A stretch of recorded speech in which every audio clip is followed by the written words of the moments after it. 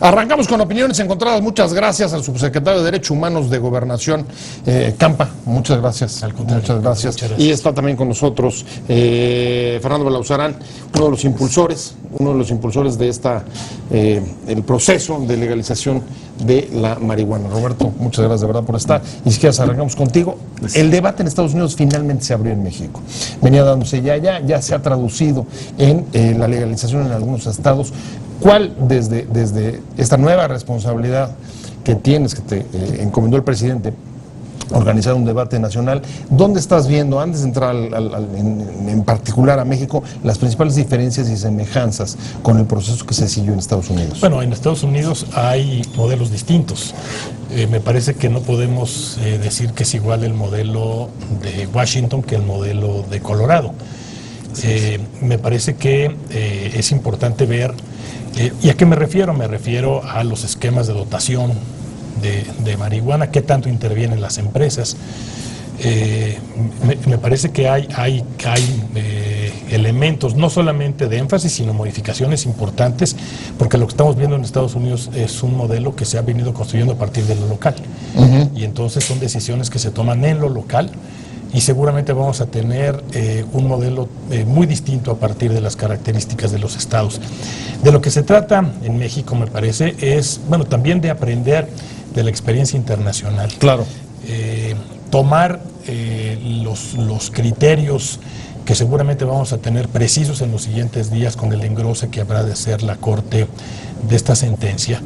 Y a partir de ahí, proponer un esquema de consulta, que es la instrucción que nos ha dado el presidente de la República y en la que estamos trabajando con la orientación del secretario de Gobernación, para que se puedan expresar las posiciones, las opiniones, y sobre todo me parece para que podamos encontrar puntos de acuerdo, puntos de consenso. Me parece que hemos tenido pues ya convocadas por distintas instancias discusiones. Fernando convocó a uno muy importante en la Cámara, ¿no? En la Cámara, de Diputados. Hace algunos meses.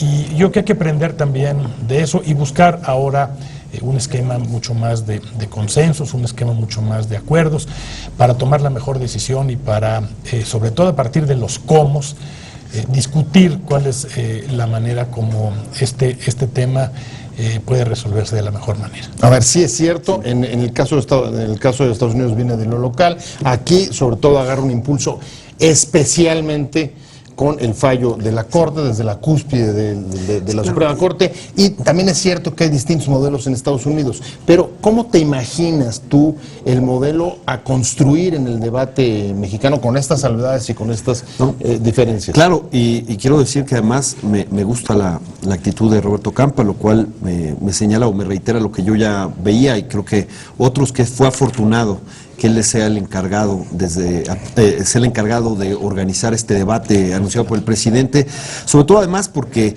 me parece que la visión desde los derechos humanos es fundamental, dado el enorme costo que ha tenido la prohibición en ese sentido. En México, además, Roberto conoce bien el debate, participó precisamente en la Cámara de Diputados, ha ido a los foros internacionales, conoce el tema y eso siempre se agradece. Claro. Y además la idea del cómo, por supuesto, porque tanto el ministro Saldívar como el ministro Cosío lo enunciaron, uno con más énfasis, Cosío con más énfasis, el otro dijeron, hay que avanzar en la regulación. Por supuesto, me parece que la responsabilidad de un legislador, de los legisladores, es cambiar las leyes que son inconstitucionales, que fueron señaladas como inconstitucionales, ¿no? Eso sería la responsabilidad, porque lo que tiene que hacer un legislador es propiciar que se ejerzan plenamente los derechos. Y que determinaron los ministros o la Suprema Corte que hay un derecho individual, un derecho constitucional, pues se tiene que ver cómo se cumple, pero debiéramos ir más allá, cómo le quitamos el mercado al narcotráfico. Me parece que eso sería fundamental. Y en ese sentido, yo respeto mucho la posición de Enrique Peña Nieto, siempre lo manifesté en todo momento. Él dice, en lo personal no estoy de acuerdo, eso lo dijo desde que asumió la presidencia, lo ha reiterado, pero seguramente Roberto lo tendrá muy presente, en el diario El País en 2014 dio una entrevista en donde decía, aunque yo estoy en contra en lo personal, si el principal consumidor, que es en este caso Estados Unidos, sigue avanzando en su regulación, nosotros vamos a tener que hacemos, porque no podemos quedarnos al margen de lo que está haciendo el principal consumidor. Y en ese sentido es la pregunta, porque da por lo menos expectativa de tener a Enrique Peña Nieto con la estatura de Valéry Giscard, se acordarán muy bien, es el presidente francés católico practicante que determinó, o más bien promulgó, la despenalización del aborto en Francia. Y fue incluso a hablar con el Papa para explicarle que él, como jefe de Estado, tenía que hacerlo, aunque su convicción personal era Independientemente otra. de su conciencia. Yo esperaría que, si avanzamos en los diálogos, haya esa actitud. Yo entiendo que por eso es que convoca a este debate, y por eso no solo le tomo la palabra, sino que hay con mucha voluntad a buscar estos acuerdos que habla a Roberto para avanzar en el cómo, me parece. Y ahora, hay cosas... Antes de irme hasta los resultados y el cómo, déjame regresar con Roberto y independientemente de las diferencias de los debates allá o acá, en Estados Unidos todavía no está ni siquiera resuelto, ni ha, digamos, tomado una forma determinada en todos lados. Hay, por ejemplo, un debate profundo sobre si debe de continuar con el asunto de la legalización para fines recreativos o si solamente debe de ser medicinal. Este es un tema de debate allá. ¿Y cómo ves tú esa réplica en el caso nuestro? Incluso en Estados Unidos dicen que se discuta una u otra puede meter ruido. ¿Tú lo crees? ¿O aquí tendríamos que bajar un poco con la línea de la Corte, que es, en efecto, el reconocimiento desde la perspectiva de los derechos, y avanzar, no quedándonos solamente en un aspecto, sino hacia el conjunto de los fines que pueden ser? A lo mejor convendría, insisto, el engrose estará listo en los próximos días, pero tuvimos oportunidad de reunirnos con el ministro Saldívar la semana pasada. Fuimos el titular de COFEPRIS y nosotros de la Secretaría de Gobernación a conversar con él, a entender cuál es el sentido de la sentencia. Básicamente lo que la sentencia dice es que el consumo de la marihuana tiene efectos nocivos para la salud. Los tiene mucho mayores cuando se trata de menores de edad.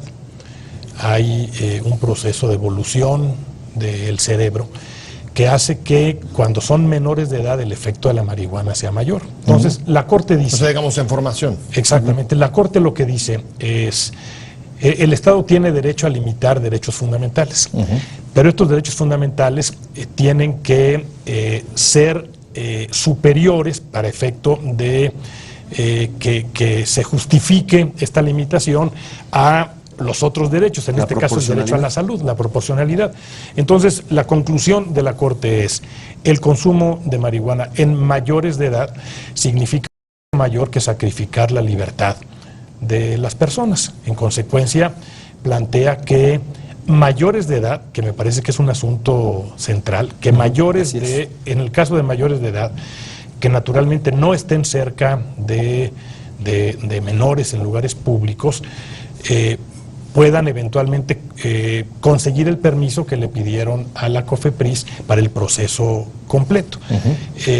Entonces, a partir de ello, a partir de una sentencia que protege a 4 personas y que es el criterio de la primera sala, se plantea esta revisión a una prohibición que tenemos en este momento fundamentada básicamente en 5 artículos de la Ley de Salud. Conviene decir que hoy el consumo de las drogas en México está despenalizado. Hemos discutido mucho con Fernando. Es una larguísima discusión. Exactamente, pero es importante decir que el consumo está despenalizado a partir de ciertas dosis y a partir de ciertas condiciones. Me parece que este debate que vamos a tener, que vamos a abrir en los siguientes días, seguramente va a hacer referencia también a estos temas, a los temas que tienen que ver con con dosis, que tienen que ver con esquemas de despenalización. En realidad lo que está planteando la Corte es un esquema más formal de despenalización, no es un esquema de legalización, porque de manera precisa y puntual la Corte ha dicho que no se trata de una sentencia que tenga que ver con el comercio. No está planteando la posibilidad para estas 4 personas de que puedan vender o incluso regalar marihuana. Lo que protege es el derecho de estas personas para sembrar, para producir, para transportar y para consumir en determinadas condiciones. Pero entonces estarían de acuerdo que la orientación del fallo de la Corte es a proteger derechos y no a los fines del consumo. Sí, claro, pero ¿cómo lo ves tú? No, es que el derecho de estos 4 personas es autoproveerse de marihuana. Ahora, ¿cuál es el límite de la Corte? Lo que pasa es que la Corte no puede legislar. Por eso la Corte no podía regular, pero en la sentencia de Saldívar dice la regulación es mejor que la prohibición, y todavía Cosío quería exhortar al Poder Legislativo a que hiciera la regulación, es decir, meterse a ese comercio, pero eso no lo pueden hacer ellos porque rebasaría sus facultades, y por eso solamente dicen es el derecho individual de ellos de autoproveerse de marihuana porque son mayores de edad, etcétera. Ahora, compartimos el hecho de cuidar a los menores, como se debe cuidar a los menores del alcohol, del tabaco, claro, incluso del azúcar y cosas así, porque pues la verdad es que ¿qué en esta vida no tiene riesgo? La misma contaminación. Acá yo le decía un poco de broma y en serio a Mondragón una vez en la Cámara de Diputados, le decía, hay una actividad muy humana que tiene también sus riesgos, porque hay un intercambio de bacterias y a veces hasta de virus, y espero que no lo prohíban, que son los besos, ¿no? Hay muchas cosas en la vida que tienen ciertos riesgos, pero es cierto, hay que prevenirlo, y más en menores de edad, y eso es un punto que creo que estamos de acuerdo absolutamente. Ahora, pero me parece que esa sería la definición. Sí, porque además creo que podemos... yo tengo una ventaja en este debate sobre Roberto, porque Roberto es funcionario y tiene que ser más cauto, y lo entiendo perfectamente. Yo no tengo esa desventaja y puedo explayarme mejor, pero lo hago con mucho respeto y mucho reconocimiento al profesionalismo e institucionalidad que siempre ha mostrado Roberto. La verdad es que el próximo año en Estados Unidos se le va a conocer a la elección presidencial como la elección de la marihuana, porque va a California, va a Arizona y van otros 8 o 9 estados. Sienten que de los que están promoviendo la regulación, sienten que esta es su elección y van a ir con todo.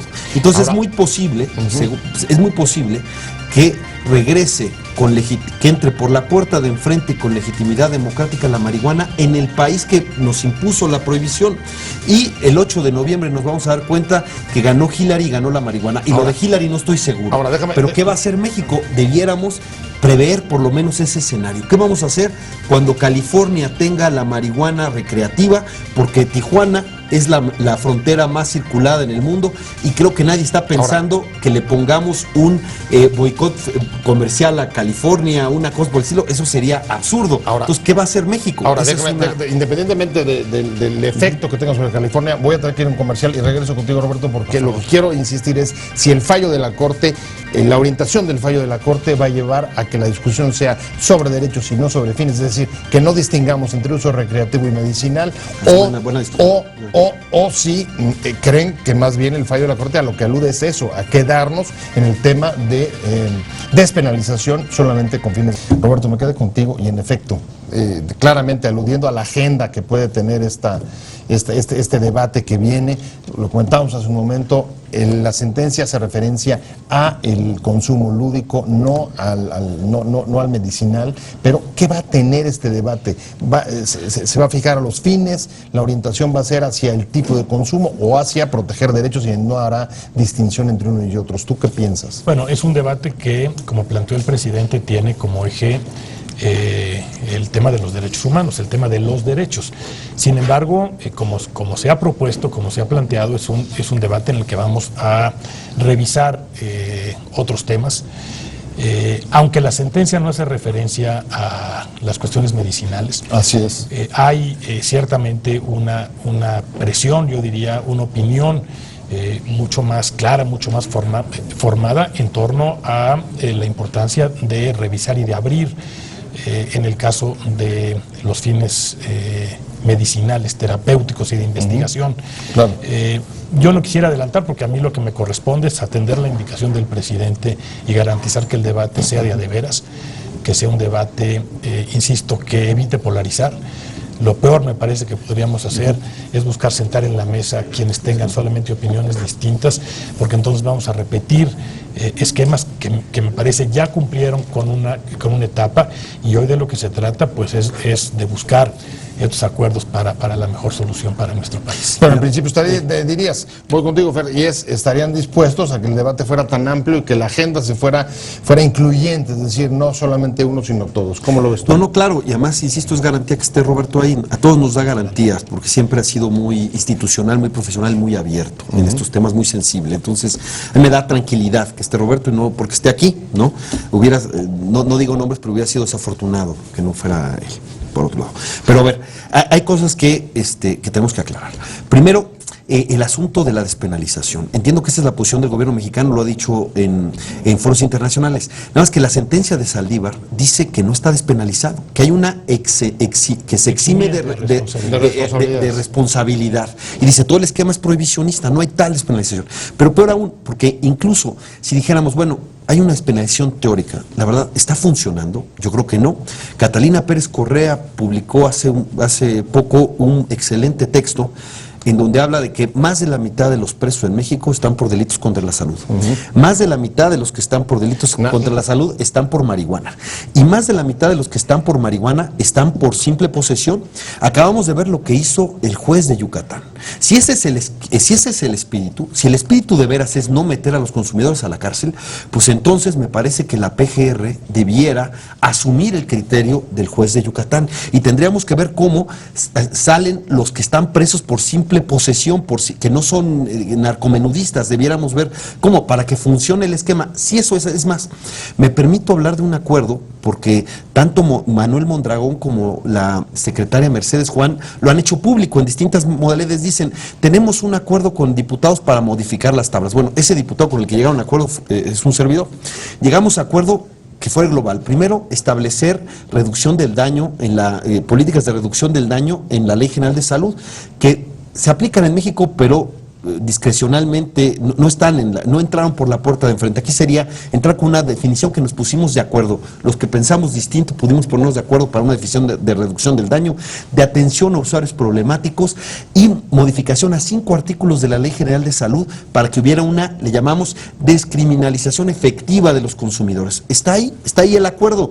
Ojalá, y hablábamos por supuesto de la tabla. Ahí está un acuerdo que quizás por la proximidad electoral no había las condiciones, o se consideró que no había las condiciones óptimas y se guardó en algún cajón. Se puede sacar y ver si los nuevos legisladores pueden retomar esto para que, si lo que queremos es verdaderamente descriminalizar a los consumidores, despenalizar el consumo, y que funcione y que sea efectivo, pues hagamos los cambios, porque creo que estaremos de acuerdo que si hay usuarios en las cárceles no está funcionando como quisiéramos. Y termino con una cuestión en lo medicinal. Lo medicinal es un asunto humanitario. Mucha gente se beneficiaría en su calidad de vida. Yo sé que no es la posición de Roberto, pero hay algunos que nos dicen, en corto, dicen, es que ustedes quieren la marihuana medicinal porque es el paso previo a la marihuana recreativa. Pero verlo así... Pero estamos viendo que no necesariamente va por ahí el debate. Pero el problema es... El problema es, y yo estoy seguro que Roberto no está en eso, pero el problema es que algunos quieren tener de alguna manera de rehenes a mucha gente que mejoraría su calidad de vida. Yo digo, lo humanitario, avancemos, independientemente de que lo otro, veamos cómo lo vamos resolviendo en el debate. Pero en el asunto medicinal no veo ninguna razón para detenerlo. Hay Roberto seguramente leyó a Kuhn, como todos, en la estructura de las revoluciones científicas. Hay un asunto que dice, hay un viejo paradigma que pierde, porque los paradigmas son consenso, y emerge un nuevo paradigma. Si vemos el mapa de la marihuana medicinal de hace 15 años, de hace 10 años, de hace 5 años acá, no hay duda, hay un nuevo paradigma emergente. Yo digo que México no debiera resistirse a eso. Ahora, deberíamos entrar al nuevo paradigma. ¿Y por qué? Porque es un asunto muy en el debate, con la urgencia que merece de cara a un gas y luego a los posibles cambios de Estados Unidos, porque insisto, a mí me da confianza que Roberto vaya a organizar. No cabe duda que el paradigma se construye en el debate público. Va a ser un debate muy complejo porque implica desde política de drogas, políticas de salud, el tipo de usos. Claro. Y tú decías, no hay que polarizar. ¿Cómo construir consensos ahí, Roberto? Mira, yo creo que no es un asunto sencillo porque es un tema en el que están bien identificadas posiciones. Y cuando uno revisa la segmentación de las opiniones, uno encuentra que hay algunos elementos que en donde difieren claramente quienes están a favor o están en contra. Y te digo, por ejemplo, están más en contra las mujeres que los hombres, están más en contra las parejas que tienen hijos que quienes no tienen hijos, solamente para dar algunos datos. Y no podemos de ninguna manera en un esquema maniqueo decir que tienen razón unos u otros.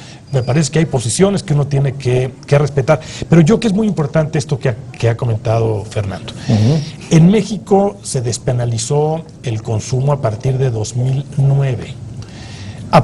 Con dosis muy pequeñas. Hubo entonces un debate. La pequeña reforma de narcomenudeo, ¿no? Exactamente. Y luego también con esquemas en donde hay multas muy altas y con un esquema que le da un criterio muy amplio a las autoridades policíacas y ministeriales. Y entonces lo que tenemos pues son estados que interpretan de una manera la ley y estados que lo interpretan de otra manera. Lo que comenta Fernando es que hoy es un delito que está consignado en la Ley de Salud y en el Código Penal. Lo que el ministro Saldívar dice es que se elimine el último factor, que es el que sea punible. Lo que tenemos hoy es una conducta que es típica, antijurídica, culpable, imputable, pero no es punible porque la ley plantea un eximiente de responsabilidad. Me parece que esas son las cosas también que habrá que revisar, la tabla, como ha comentado Fernando. Yo creo que mucha gente en el sector salud que considera que las tablas deben revisarse. Y me parece que en un esquema de despenalización, solamente en un esquema de despenalización, tiene que garantizarse que realmente pues los consumidores no sean penalizados, que se trate de un asunto que atienden los médicos y no los policías. Dirían que ahí empezamos con mayores consensos de los disensos. Por supuesto, avancemos eso y que sea una despenalización efectiva, porque ¿qué es lo que pasa en la práctica? En la práctica, porque lo tienen que llevar, así estés por debajo de la tabla, lo tienen que llevar al Ministerio Público. Y el Ministerio Público investiga si no hay una vinculación con la delincuencia organizada, y una vez que lo hace, te dice, vete. Así está el esquema. Ese esquema ha funcionado, ha servido para la extorsión, para lo arbitrario, no ha ayudado a darle a la despenalización, que ese es el objetivo, si ese era el sentido, no ha ayudado a eso. Entonces, revisemos. O sea, no solamente es un plan de provisionismo, sino además de una ley. Déjame dar un dato que se presta al abuso. Déjame dar un dato para fortalecer lo que decía Fernando. En las prisiones federales, entre 7 y 8 de cada mujeres que están en prisiones federales están por delitos de drogas. Wow. Son primo delincuentes en delitos donde no hubo armas. Tienen entre 2 y 3 hijos que están en este momento a la deriva. Entonces, el costo de abusar de la cárcel en estos casos, el costo social es brutal. Porque los elementos de riesgo que tienen estos niños o estos jóvenes son altísimos. Bueno, lo que ha comentado Fernando, en un escenario en donde del otro lado de la frontera eso sea no solamente legal, sino que sea un negocio, y aquí pues la realidad, o sea, sí nos obliga a hacer una revisión de fondo de estos temas. Antes de seguir con la revisión, ya en concreto de cómo va a ser el debate, ver si en efecto hay algunos consensos que parecen haber avanzado, como el tema de la cantidad que está sin castigar, las dosis, o por ejemplo pues el tema del costo social de la persecución a narcomenudistas. Pero a la hora de aterrizar ya en la encuesta, primero la dificultad, tú decías, en la enorme segmentación que hay de opiniones sobre el tema, y segundo, el compromiso del gobierno de tomar en cuenta realmente los resultados. Pero mi pregunta es, ¿y cómo conocer los resultados de una encuesta tan amplia, 5 regiones, especialistas a favor y en contra, y luego los partidos y luego el Congreso? Mira, ¿Qué mecanismo para saber qué resultó de eso? Terminando el diseño del proceso de consulta, seguramente en los próximos días tendremos en la mano ya el engrose de la Corte con respecto a la sentencia. La sentencia es importante, la sentencia es un detonador de este proceso. Entonces, aunque conversamos con el ministro sobre algunos de los detalles, es indispensable tener la información en la mano, lo que se conoce técnicamente como el engrose. Esto va a pasar en los siguientes días, lo están preparando en la Corte. La indicación que nos dio el secretario primero es poner a disposición de la gente información. La gente quiere información.